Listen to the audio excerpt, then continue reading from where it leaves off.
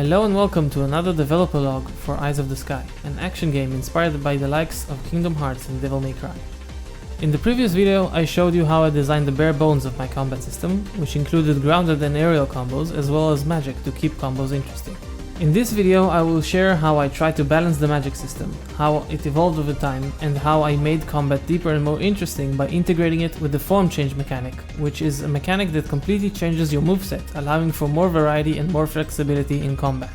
Finally, I'll tie it all together with the mana system, which allows you to hold a button to charge up your mana and collect drops from enemies, adding another layer to combat. Magic in Eyes of the Sky is bound to a chord input, which means you need to hold down a shoulder button and then press one of the face buttons on the controller to activate it. This may be reminiscent of Kingdom Hearts' shortcut system. Right now, you only have access to 2 spells at a time, which keeps combos interesting enough, but only to a degree. While I do plan to expand the available spell slot number, I still felt that this wasn't enough. I didn't want a linear progression system like in Kingdom Hearts where you keep finding stronger versions of the same spell. I wanted to try something different which focuses more on utility, similar to Devil May Cry. This is where forms come in. In Devil May Cry, you can freely change your style, guns and melee weapon to alter your moveset however you wish and at any time. While this much freedom leads to a deep and engaging game, I wanted to try something different with my concept surrounding magic. Kingdom Hearts Birth by Sleep is an entry in the Kingdom Hearts series that is often criticized for its combat. The common complaints usually center around issues with its knockback, hit stun and dodge mechanics, among other things. And while I agree with the criticisms, I do think it introduced a few interesting concepts. One of these is the form change concept.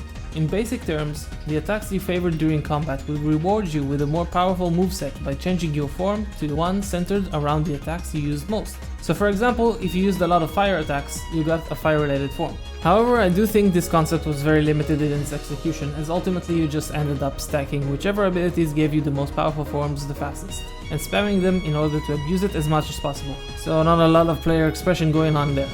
I believe they could do better. The concept of having the available form based on the attacks utilized by the player appealed to me, and I thought it meshed well with the story concepts I had. The main character is trying to restore his lost memories, and using certain attacks reminds him of his forgotten abilities. Pretty neat. The first step was to expose more information to the player.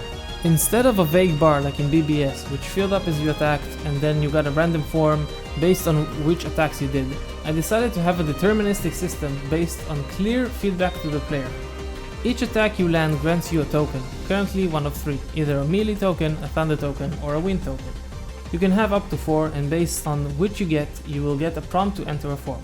This prompt will time out after a while, but it gives you plenty of time to make a decision, unlike in BBS where you are forced into a form immediately as soon as your attack ends.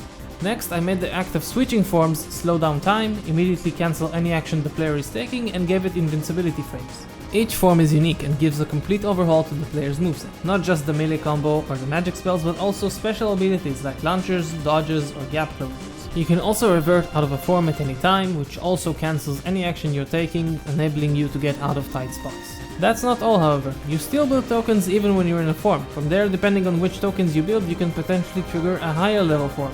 Let's look at an example. Here I perform a combo using melee attacks and wind magic. Earning 2 wind tokens, I am able to switch into wind form. From there I mostly use melee attacks. This would normally trigger the melee focus form, but since I'm in my wind form, I get a combination of the two. The Wind Blade form, a form centered around both wind magic and melee combos. Each form also has a powerful finisher, which you can access by earning 4 tokens, unless those tokens trigger another form. These abilities are usually very powerful and fully invincible. This whole system rewards the player for completing combos successfully and creates a progression system which makes the player more powerful as combat progresses. This is especially evident in boss battles, but that will have to wait for the next video. Since forms are so powerful, I found that players would often spam magic in order to get quick access to forms, which is what I was trying to avoid.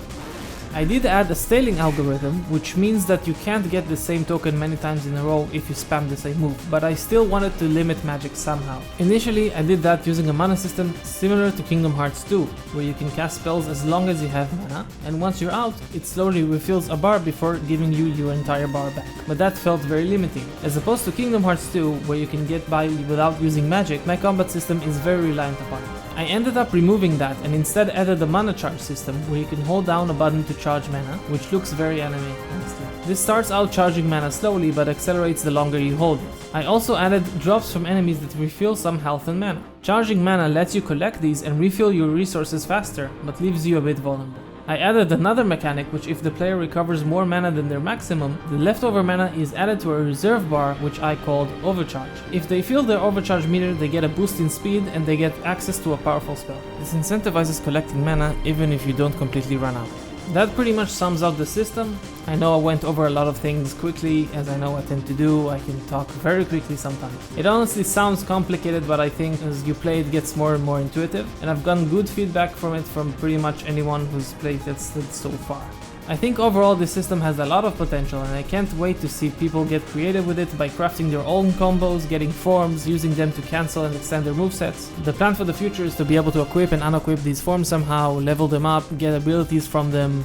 I've not completely figured that part out yet. If you enjoyed this devlog and found it interesting, you can like the video, subscribe and follow my progress on Twitter. Thank you for watching.